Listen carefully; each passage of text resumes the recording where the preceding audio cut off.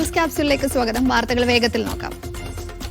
വെടിനിർത്തൽ ധാരണയും ലോക നേതാക്കളുടെ സാന്നിധ്യത്തിൽ ഒപ്പുവെച്ച സമാധാന കരാറും ലംഘിച്ച് ഗസയിൽ ഇസ്രായേൽ അധിനിവേശ സേനയുടെ ആക്രമണം വീടുകളിലേക്ക് തിരികെ യാത്ര തുടങ്ങിയ ഫലസ്തീനികളെ ലക്ഷ്യമിട്ട് ഇസ്രായേൽ ഇന്നലെ നടത്തിയ ഡ്രോൺ ആക്രമണത്തിലും വെടിവെപ്പിലുമായി 9 പേർ കൊല്ലപ്പെട്ടതായി ഫലസ്തീൻ ന്യൂസ് ഏജൻസിയായ വഫ റിപ്പോർട്ട് ചെയ്തു. ഗസയിൽ നിന്ന് ബന്ദികളുടെ മൃതദേഹം നാട്ടിലെത്തിക്കുന്നത് വൈകുന്നതിൽ പ്രതികാര നടപടിയുമായി ഇസ്രായേൽ സൈന്യം. ഗസയിലെ സഹായം എത്തിക്കാൻ അനുവദിച്ച ട്രക്കുകളുടെ എണ്ണം പകുതിയായി കുറച്ച് വെടിനിർത്തൽ ലംഘിക്കുമെന്ന് സൈന്യം അറിയിച്ചു. ബുധനാഴ്ച മുതൽ ഗസ മുനമ്പിലേക്ക് പ്രതിദിനം 300 സഹായ ട്രക്കുകൾ മാത്രമേ അനുവദിക്കൂ എന്ന് ഇസ്രായേൽ ഐക്യരാഷ്ട്രസഭയെ അറിയിച്ചു.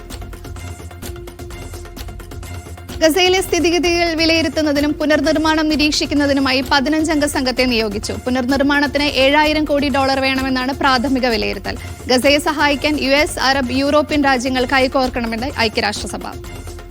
സൗദി കിരീടാവകാശി അമീർ മുഹമ്മദ് ബിൻ സൽമാനെ പ്രശംസിച്ച് US പ്രസിഡന്റ് ഡൊണാൾഡ് ട്രംപ്. മേഖലയിൽ സമാധാനവും സ്ഥിരതയും കൈവരിക്കുന്നതിൽ അദ്ദേഹത്തിന്റെ പങ്ക് പ്രശംസനീയമാണെന്ന് ട്രംപ്. ശർം ഷെയ്ഖിലെ സമാധാന ഉച്ചകോടിയിലാണ് ട്രംപിന്റെ പ്രശംസ.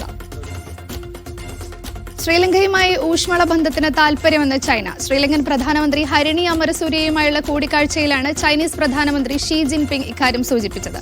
തുറമുഖ വികസനം, കൃഷി, ഡിജിറ്റൽ സമ്പദ് വ്യവസ്ഥ, ടൂറിസം എന്നിവയിലെ സഹകരണത്തിനും ബെൽറ്റ് ആൻഡ് റോഡ് പദ്ധതിയുടെ വികസനത്തിനും ശ്രീലങ്കയുമായി ചേരാൻ ഒരുക്കമാണെന്ന് ചൈനീസ് പ്രസിഡന്റ് വ്യക്തമാക്കി. ലോകത്തിൽ എവിടെയും മിസൈൽ വിക്ഷേപണങ്ങൾ നിരീക്ഷിക്കാനും പ്രതിരോധിക്കാനും പ്രാപ്തിയുള്ള മിസൈൽ പ്രതിരോധ സംവിധാനം ചൈന വികസിപ്പിച്ചതായി റിപ്പോർട്ട്. സൗത്ത് ചൈന മോർണിംഗ് പോസ്റ്റാണ് ഇക്കാര്യം റിപ്പോർട്ട് ചെയ്തിരിക്കുന്നത്. US പ്രസിഡന്റ് ഡൊണാൾഡ് ട്രംപിന്റെ നിർദ്ദിഷ്ട ഗോൾഡൻ ഡോം പദ്ധതിക്ക് സമാനമായ ഒരു മിസൈൽ പ്രതിരോധ ശൃംഖല എന്നാണ് ഈ സംവിധാനത്തെ വിശേഷിപ്പിക്കുന്നത്.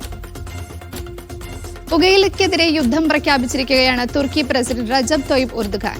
കൈറോയിൽ നടന്ന ഗസ അന്താരാഷ്ട്ര സമാധാന ഉച്ചകോടിയിൽ ഇറ്റാലിയൻ പ്രധാനമന്ത്രി ജോർജിയ മെലോണിയെ പുകവലി നിർത്തണമെന്ന് ഉർദുഖാൻ ഉപദേശിച്ചു.